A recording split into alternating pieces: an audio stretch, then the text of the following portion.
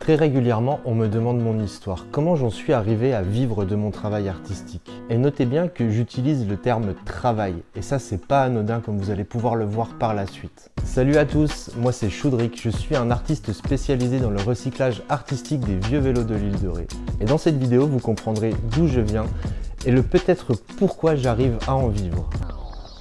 Rentrons dans le vif du sujet directement. Tout commence en 2016. À l'époque, je suis encore loueur-réparateur de vélos sur l'île de Ré. Et courant septembre 2016, je décide d'une rupture à l'amiable avec mon employeur de l'époque. À ce moment-là, je ne créais encore rien. Je ne faisais ni sculpture, ni autre chose. En gros, une fois ma rupture conventionnelle signée en septembre, j'avais encore 2 mois à travailler. Donc j'avais 2 mois pour me dire qu'est-ce que je vais faire après. Je savais encore pas du tout que j'allais démarrer une activité artistique. Déjà, ma motivation principale, ça n'a jamais été l'argent, ça a été toujours la liberté, mon envie de liberté. Et ce que je voulais, c'était trouver un métier qui me permette d'aller quand je veux à la plage, quand il y a des super conditions, qu'il y a moyen d'aller faire du kite, du surf, peu importe, mais quand les conditions sont là, que je ne sois pas bloqué par un emploi, que je puisse me dire je travaille pas et je vais dans l'eau. C'était ça, et c'est toujours ça ma motivation principale, c'est ma soif de liberté.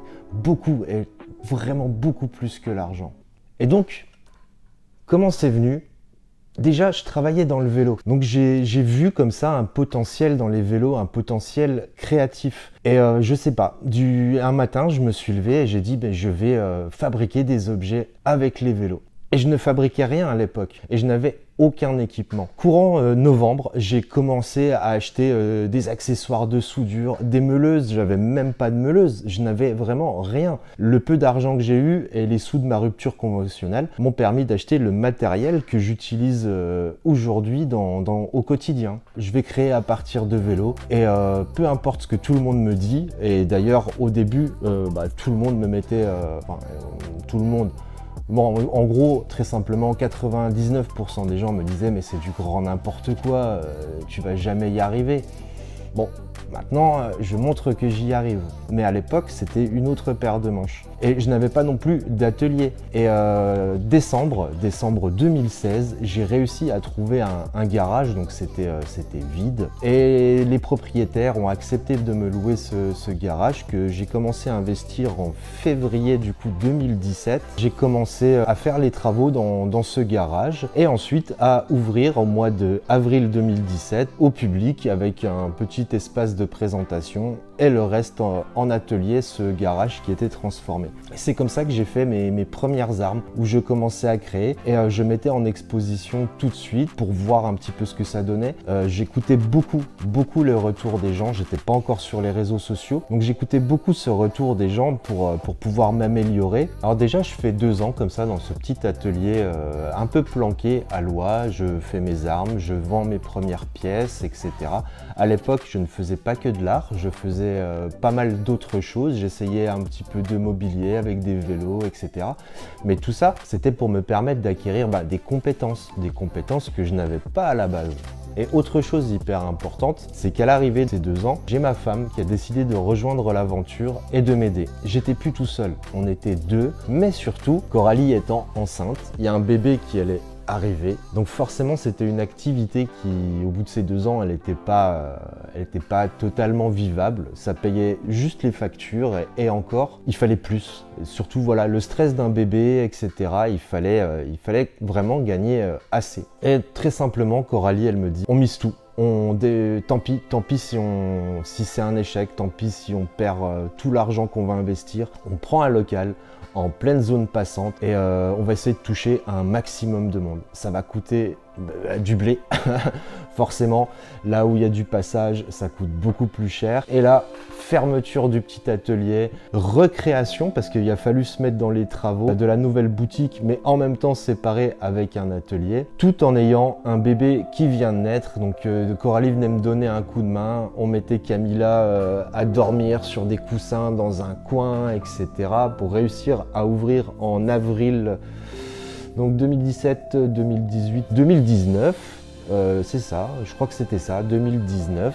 Ça a super bien fonctionné. Ça a permis déjà de me faire connaître beaucoup plus, puisqu'il y avait beaucoup plus de passages. tout en continuant à développer mes techniques de travail. En même temps, je commençais maintenant à me spécialiser dans la sculpture. Du moins, c'est ce que je voulais. Arrive la problématique de la sculpture, c'est que globalement, il faut passer par des galeries, des trucs comme ça, pour plusieurs raisons que là, je vais pas expliquer, mais j'avais pas envie de ce circuit traditionnel. Je voulais boycotter ce circuit traditionnel et j'ai commencé à mettre sur les réseaux sociaux. Je vais faire des vidéos, je vais faire de la photo, en tout cas je vais essayer et sur un maximum de plateformes possibles. Et donc ça dure comme ça encore 2 ans, on développe cette boutique atelier en pleine zone de passage et que j'essaye de développer les réseaux sociaux également. Alors YouTube ça prend pas du tout, encore maintenant ça a beaucoup de mal à prendre YouTube. Et les réseaux pareil, tout ce qui est Instagram, Facebook, il n'y avait pas encore TikTok à l'époque, voilà ça n'a pas encore décollé. Mais ça arrive. Donc on fait 2 ans comme ça et on a l'opportunité de ce local là, beaucoup plus grand. J'avais ce problème là-bas, c'est que je commençais à faire de plus grosses pièces, mais que j'avais un tout petit atelier, c'était vraiment très compliqué. Et quand cette opportunité de ce local-là est arrivée, alors honnêtement, moi j'étais hyper fébrile parce que c'était encore se rajouter quelques milliers d'euros supplémentaires alors qu'on avait l'autre à loi, etc. Et au final, on a bien fait, sachant qu'il y a le Covid qui arrivait. Et que j'ai dû faire les travaux pendant le Covid. Ici, ça a été le bordel, surtout pour se fournir, parce que pareil, c'était un hangar de 200 mètres carrés et il y avait tous les travaux à faire, il n'y avait rien, il n'y avait même pas de prise pour que je puisse me brancher. Si, il y avait une prise à l'entrée et c'est tout. Et j'avais vraiment tout à faire, la plomberie, les lecs, les murs, les machins, la porte d'entrée. Et ça aussi, ça a été ouf en plein Covid.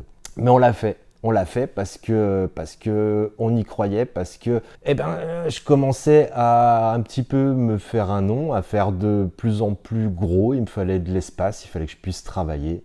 Et donc courant 2021, je commence à faire les travaux pour pouvoir investir ce futur atelier avec le showroom à côté, en misant tout maintenant sur... j'ai une vision très claire de ce que je veux faire. Je veux faire de l'art. Je veux plus créer d'objets à côté, déco, etc. Je vais me consacrer vraiment à la sculpture et je vais tout miser sur les réseaux sociaux pour me faire une notoriété et aussi le showroom pour les gens qui me connaissent, qui viennent ici, etc. etc. Alors je vous passe en même temps les choses qui sont liées avec le milieu pénitentiaire, puisque on a l'atelier de réinsertion qui est à Saint-Martin au sein de la prison pour la restauration de vélos, d'où me viennent les pièces usagées qui arrivent à peu près au même moment, un petit peu plus tard. Mais avant, j'avais aussi, qui dépendait de Choudric, un atelier à la prison qui m'aidait à fabriquer des petites lampes, etc., etc., qu'on va fermer pas très longtemps après que j'investisse ce local. C'est quand même important que je mentionne cet atelier qui est à la prison, qui est dirigé maintenant totalement par Coralie. Et là où c'est important, c'est qu'il y a une problématique qui se pose dans mon travail, c'est les vélos, puisque je travaille à partir de vieux vélos principalement. C'est récupérer les vélos, les démonter, trier les pièces, etc. Ça prend énormément de temps. Coralie, et ça c'est une idée vraiment qui venait de Coralie, de monter un atelier comme ça, donc qui va, pour les vélos qui peuvent être restaurés, remis sur le circuit, mais c'était surtout un moyen pour moi de récupérer des pièces qui sont HS, déjà démontées, sans que j'ai besoin moi de démonter les vélos, et que j'ai plus non plus à stocker les vélos ici, donc gain de place. Et donc je fais mon petit bonhomme de chemin jusqu'à maintenant, là, on est en septembre 2024, et vous voyez que ça a beaucoup évolué, surtout si vous me suivez sur les réseaux sociaux, c'est qu'une fois que j'ai fini ces travaux, je me suis mis vraiment à fond à communiquer, principalement en vidéo et en photo sur les réseaux sociaux. Et là, au moment où je tourne, ma page Insta, elle vient de passer les 90 000. La page Facebook, elle est à 55 000, je crois qu'elle a passé les 55 000 ce matin. TikTok à 70 000. Il y a vraiment que YouTube où c'est un petit peu dur.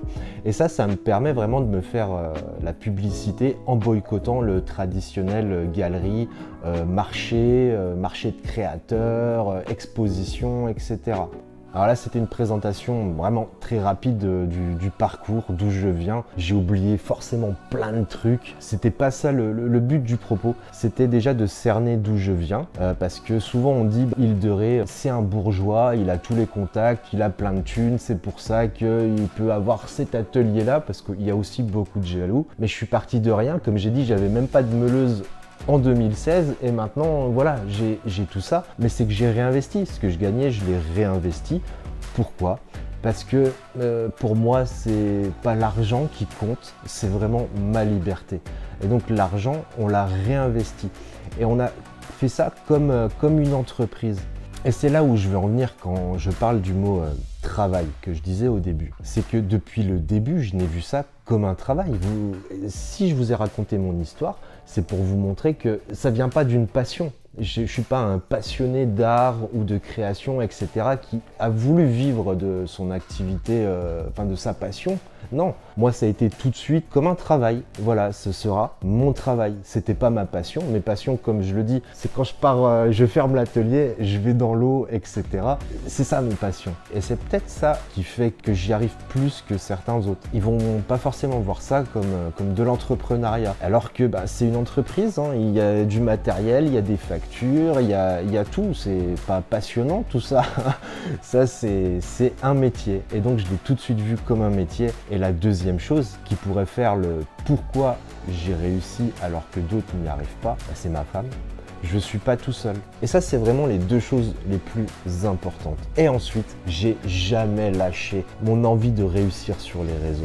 Me faire cette publicité, maîtriser. Et maintenant, ça commence vraiment à payer. Je commence à avoir énormément de haters et de jaloux qui pensent que voilà, tout m'est tombé tout seul. Non, j'ai jamais lâché. Même là, sur YouTube, j'arrive à ma 400e vidéo. D'ailleurs, je ferai peut-être une vidéo spéciale 400e. Je suis toujours là. Je crois que je suis à 11 000 et quelques abonnés. C'est juste génial, enfin, c'est très très bien. Mais j'arrive quand même à 400 vidéos. Et quand tu vois, c'est vrai que quand tu regardes plein d'autres chaînes qui ont 50 vidéos et qui ont 50 000 abonnés, tu te dis, c'est ouf quand même. Si je dois résumer un petit peu cette vidéo et vous donner un conseil, peu importe votre métier, franchement ça va s'appliquer à 99% des métiers. Si vous voulez vraiment réussir, déjà il faut croire en vous. Voir ça comme un travail, pas comme une passion si vous voulez vivre de votre passion. Non, c'est un travail, savoir vous entourer. Ne pas rester seul parce que souvent être entouré ça permet d'avoir une autre vision, d'avoir des conseils et les conseils c'est hyper important. Et en quatrième, je sais plus, j'ai totalement zappé. En tout cas, je vous dis à très bientôt pour une prochaine vidéo.